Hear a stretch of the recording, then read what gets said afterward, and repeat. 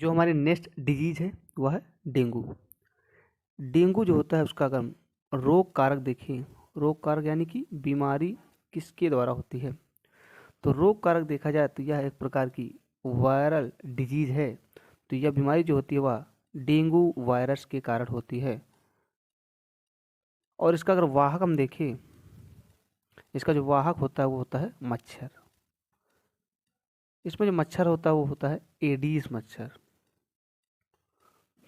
Virus का जो आनुवांशिक पदार्थ होता है वो होता है आरएनए।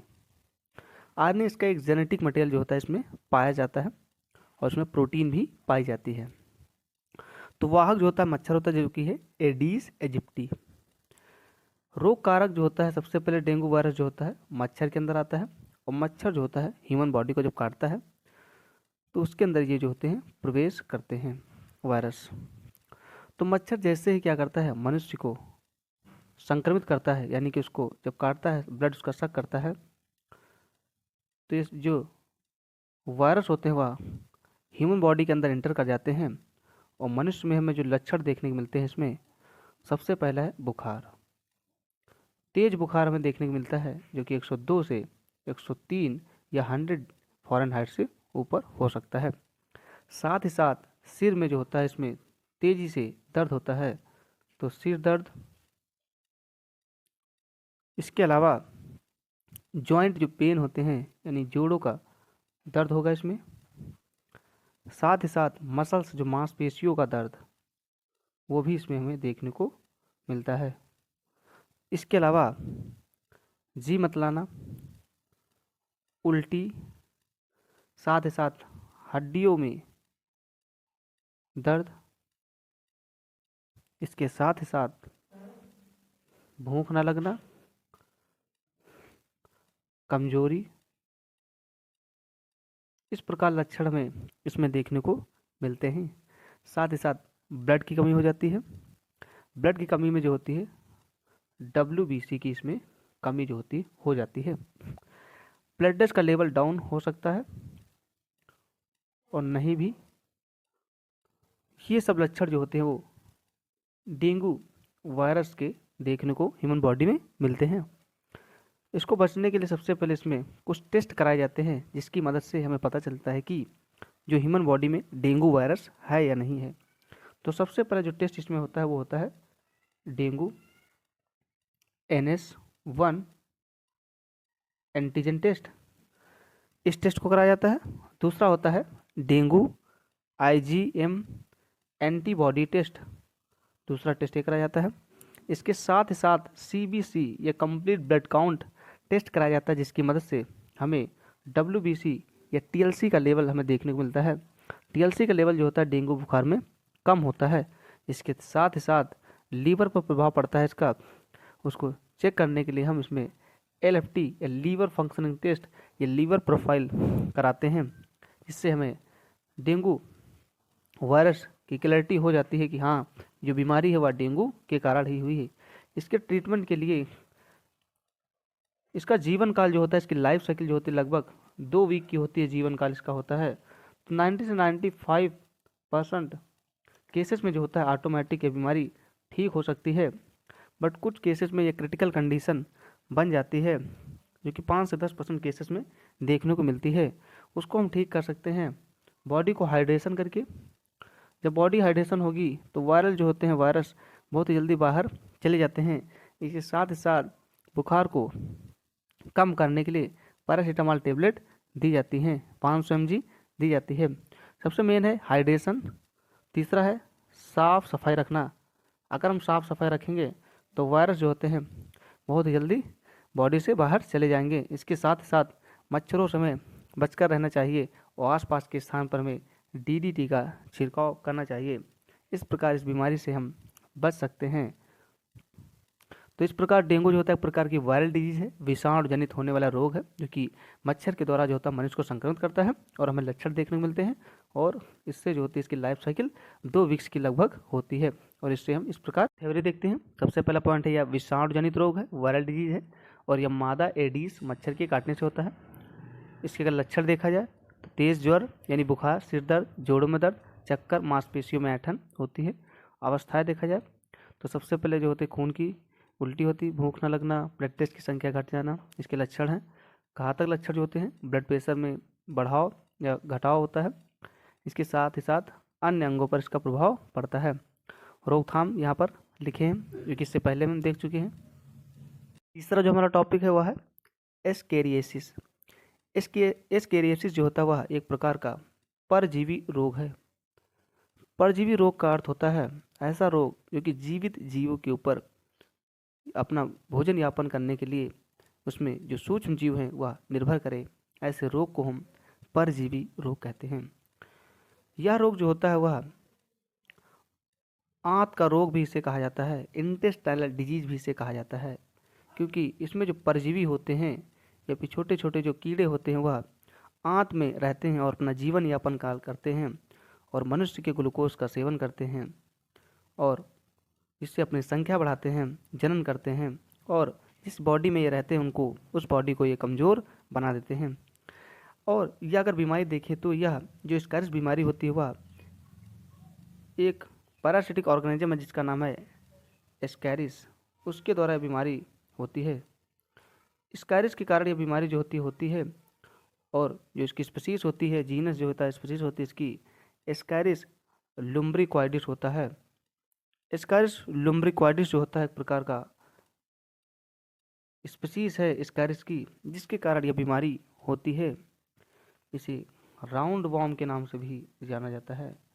कुछ अन्य भी परजीवी होते हैं जैसे कि hookworm, roundworm, pinworm, ये भी क्या होते हैं पैरासाइट के रूप में हम लोग की बॉडी के ऊपर अपना जीवन काल यापन करते हैं। अगर इसकी हम लाइफ साइकिल देखें तो ये सबसे पहले गंदे स्थानों पर पाए जाते हैं, जैसे कि मिट्टी में पाए जाएंगे, गंदे पानी में, या फिर भोजन जो होता है उसमें पाए जाते हैं, कंटामिनेटेड फूड में पाए जाते हैं। तो कंटामिनेटेड फूड यानी कि गंदे पानी, वाटर और फूड में क्या होते हैं पाए जाते हैं। जैसे ही गंदे वाटर या फूड का सेवन हम लोग करते हैं, मनुष्य जब इसका सेवन करता है तो मनुष्य के अंदर जो होते हैं इनके लार्वा इंटर कर जाते हैं। इनके लार्वा का जो नाम है रेबडेटी फॉर्म लार्वा है। रेबडेटी फॉर्म लार्वा जो होता है जैसे ही हम लोग की बॉडी में इंटर करता है वह फर्टिलाइज हो जाता है और फर्टिलाइज निषेचन करके फर्टिलाइज्ड एग बना लेता है। फर्टिलाइज एग बना लेता है। ये जो फर्टिलाइज एग होता है, फर्टिलाइज एग जो होता है हम लोग की बॉडी में धीरे धीरे इंटेस्टाइन तक क्या होता है पहुंच जाता है और इंटेस्टाइन में जैसे ही पहुंच जाएगा तो ये सबसे पहले इसके लार्वा जो होते हैं स्मॉल इंटेस्टाइन में जाते हैं। स्मॉल इंटेस्टाइन से ब्लड सर्कुलेशन के माध्यम से इसके जो लार्वा होते हैं वो हार्ट तक पहुंचते हैं और हार्ट के माध्यम से इसके जो लार्वा होते हैं वह दोबारा जो होते हैं स्मॉल इंटेस्टाइन में जाते हैं। दोबारा जब स्मॉल इंटेस्टाइन में जाते हैं तो इसके लार्वा जो होते हैं बदल जाते हैं एक पैरासिटिक ऑर्गेनिज्म में जिसका नाम है एस्केरिस, यानी कि एस्केरिस में बदल जाते हैं। इसकी मैच्योर स्टेज होती है। ये एस्केरिस जो होता है मनुष्य की बॉडी में छोटी आंत से ग्लूकोज का सेवन करता है, न्यूट्रिएंट्स का यूज करता है, जिससे यह मनुष्य की बॉडी को क्या करता है कमज़ोर कर देता है। यानी कि इस रोग में जो ग्लूकोज होता है, न्यूट्रिएंट्स होते हैं, उसका उपयोग जो होते हैं परजीवी करते हैं, जिसे हम आंत के कीड़े भी कहते हैं, पेट के कीड़े कहा जाता है, और मनुष्य को क्या करते हैं कमज़ोर कर देते हैं। और मेल और फीमेल एस्केरिस पाए जाते हैं। मेल और फीमेल एस्केरिस जो होते हैं, मेल का जो साइज होता है वह एज़ कम्पेयर टू फीमेल जो होता है छोटा साइज होता है उसका, जबकि जो फीमेल का स्ट्रक्चर होता है वह थोड़ा सा बड़ा होता है। तो अगर इसका स्ट्रक्चर देखा जाए तो मेल के स्ट्रक्चर में टेस्टिस पाई जाती हैं और एनस पाया जाता है। इसके अलावा फीमेल के स्ट्रक्चर देखा जाए तो स्ट्रक्चर थोड़ा उसका लार्ज होता है और स्ट्रक्चर में जो होते हैं इसकी ओवरी पाई जाती है और दोनों ही फर्टिलाइजेशन करने की क्षमता रखते हैं। तो मेल का स्ट्रक्चर हो गया, ये होता है फीमेल का स्ट्रक्चर जो कि लार्ज स्ट्रक्चर होता है। लिखा है कि यह रोग हेलमिंथिक और निमेटोइडल और वॉर्म की द्वारा होता है। पैथोजन इसमें जो होता है स्कैरिस लुम्ब्रिकॉइडिस होता है, जिसके अंदर बहुत सारी प्रजाति आती है, जैसे कि roundworm, pinworm, hookworm. ये मानो कि इसमें स्मॉल इंटेस्टाइन में जीवन यापन करता है। उसको राउंड वॉर्म के नाम से भी जाना जाता है। ये भारत, चीन और अन्य देशों में देखा गया है कि आंत में बचे हुए भोजन या ग्लूकोज पर निर्भर होता है। परपोषी की आंत में 500 से 5000 तक स्कैरिस हो सकते हैं और अपने लार्वा जो होते हैं ग्लूकोज का यूज करके अपने लार्वा देते हैं। आंत में स्कैरिस जो होता है कि उपस्थित का परपोषी पर कोई प्रभाव नहीं पड़ता है, परंतु उसको कमज़ोर बना देता है, उसके ग्लूकोज का यूज़ करता है। अगर ट्रीटमेंट देखा जाए तो गवर्नमेंट के द्वारा कुछ टेबलेट दी जाती हैं बच्चे में, जैसे कि अल्बेंडाजोल टेबलेट, अल्बेंडाजोल और बेंडी प्लस, जिसे अल्बेंडाजोल और आइवरमेक्टिन की मिक्सर को हम बेंडी प्लस बोलते हैं। ये जो टेबलेट होती है वो एंटी हेलमिंथिक क्लास की ड्रग होती हैं, जो कि इंटेस्टाइन जो वॉर्म होते हैं उनको मारने की क्षमता रखती हैं। और इसके अगर लक्षण देखा जाए तो इसकी कमी से प्रभाव देखा जाए तो इस शरीर में रुधिर की कमी हो जाती है इनके द्वारा और मनुष्य को कमज़ोर बना देते हैं।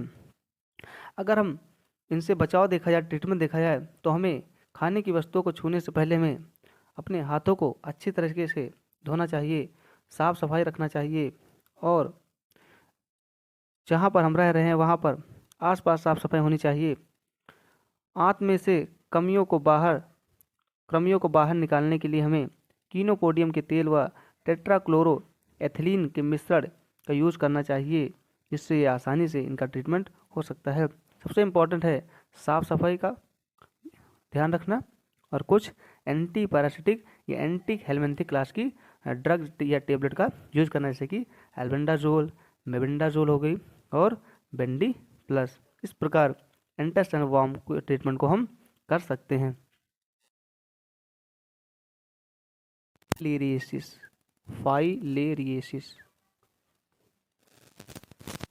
फाइलेरिएसिस जो होता है एक प्रकार का परजीवी रोग होता है, जो कि मच्छर के द्वारा फैलता है। इसमें जो मच्छर होता है वह होता है मादा क्यूलेक्स। जो मच्छर होता है वह जो होता है इस बीमारी को लेके जाता है। और यह बीमारी जो होती है किसके कारण होती है? निमेटोड के कारण होती है। जो वॉर्म होते हैं, परजीवी होते हैं, उनके कारण बीमारी होती है। ये परजीवी जो होते हैं मच्छर के अंदर इंटर करते हैं और ये मच्छर जैसे ही हम लोग के अंदर काटता है, जो बीमारी जो होती है मनुष्य के अंदर इंटर कर जाती है। और जो निमेटोइड होता है जो कि इस बीमारी का कारण बनता है वो है वाउचेरिया। वाउचेरिया जो होता है, वाउचेरिया के जो स्पीशीज होते हैं, जैसे कि वाउचेरिया बैंक्राफ्टी, वाउचेरिया ब्रांकाफ्टी जो होती हैं वह निमेटोइड की प्रजातियां होती हैं, जिसके कारण ये बीमारी होती है। तो हमने देखा कि ये बीमारी जो होती है वह निमेटोइड के कारण होती है और ये निमेटोइड जो होते हैं सबसे पहले मच्छर को इन्फेक्टेड करते हैं और मच्छर जैसे मनुष्य के अंदर काटता है तो मनुष्य के अंदर बीमारी जाती है। इसके लक्षण देखा जाए तो इस बीमारी को हाथी पाँव के नाम से भी जाना जाता है, क्योंकि इसमें जो पैर होते हैं उसमें सूजन आ जाती है। पैर में सूजन आ जाने के कारण इसे हाथी पाँव बीमारी कहा जाता है। तो पैर में क्या होता है? सूजन होता है और यकृत, प्लीहा जो अन्य इंटरनल ऑर्गन होते हैं वो भी क्या होते हैं इसमें प्रभावित होते हैं। तो एक प्रकार का क्या है? परजीवी रोग है। एक प्रकार का परजीवी और संक्रामक रोग है, यानी एक व्यक्ति से दूसरे व्यक्ति में ये रोग फैल सकता है। परजीवी रोग होने के कारण इसके ट्रीटमेंट की अगर हम बात किया जाए तो परजीवी को मारने के लिए एंटी हेलमिंथिक क्लास की ड्रग दी जाती हैं। एंटी हेलमिंथिक क्लास की ड्रग ऐसी ड्रग होती हैं जो कि परजीवी को मारती हैं, जैसे कि डाई कार्बोमेजाइन। डाईथाइल कार्बोमेजाइन एक प्रकार की एंटी हेलमिंथिक क्लास की ड्रग है, जो कि पैरासाइट जो एडल्ट और मेल और फीमेल पैरासाइट होती हैं उनको मारने की क्षमता रखती हैं। इसके अलावा अन्य टेबलेट भी दी जा सकती है, जैसे कि एल्बेंडाजोल 400 mg। इसके अलावा बेंडी प्लस अन्य टेबलेट भी दी जा सकती हैं, लेकिन पार्टिकुलर फाइलेरियासिस या फाइलेरिया वाउचेरिया को मारने के लिए डाईथाइल कार्बोमेजाइन ही दिया जाता है। अब इसकी हम थ्योरी देखते हैं कि यह रोग क्यूलेक्स मच्छर द्वारा फैलता है या ऐसे क्षेत्रों में अधिक पाया जाता है जहां पर मच्छर अधिक पाए जाते हैं।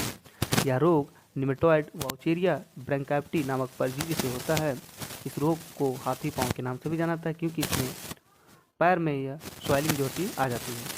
इस रोग में लिम्फ वाहिनियाँ जो होती हैं, लिम्फेटिक जो वेसल्स होती हैं, उसमें जो एंडोथीलियम कोशिकाएं होती हैं वो विभाजित होकर दीवारों को क्या करती है, मोटा कर देती हैं, जिससे जो इंटरनल ऑर्गन होते हैं जैसे कि लीवर हो गया, प्लीहा हो गया, अंडकोश, पैरों में क्या होती है, सूजन आ जाती है। इसको रोकथाम के लिए इस रोग से बचाव के लिए मच्छर व उसके लार्वा को नष्ट कर देना चाहिए, मच्छर के काटने से बचना चाहिए, और माइक्रोफाइलेरिया लार्वा को मारने के लिए डाई इथाइल या मिथाइल कार्बोमेजाइन नामक दवा का प्रयोग किया जाता है। सरकार ने राष्ट्रीय फाइलेरिया नियंत्रण कार्यक्रम चलाया है, जिसके तहत छिड़काव किए जाते हैं और इससे बचा जाता है। इसके साथ ही साथ डीडीटी का छिड़काव करना चाहिए, जिससे मच्छर से या अन्य जो परजीवी होते हैं उनसे हम बच सके। इस प्रकार फाइलेरिया का ट्रीटमेंट किया जाता है।